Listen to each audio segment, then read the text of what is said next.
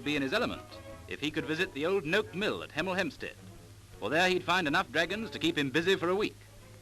These chaps aren't quite so big as the one George had an argument with, but they're in the dragon class nevertheless, the only reptiles of their kind bred in this country. For generations, these delightful creatures have lived at Noak Mill, which incidentally was once the home of Anne Boleyn, but she wasn't a dragon, no matter what Henry thought. They're reared to supply naturalists and zoos the world over, and they're fed on minced beef and, strangely enough, bananas. Goldfish are just one of 150 species of tropical fish to be found on the farm. It's run by Mr Lazzero Cura, who has just given the fish a meal of dried water insects.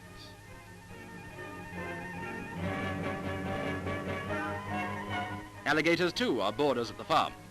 Hector is 5 years old, and though he seems quiet enough now, he's got a perfectly filthy temper.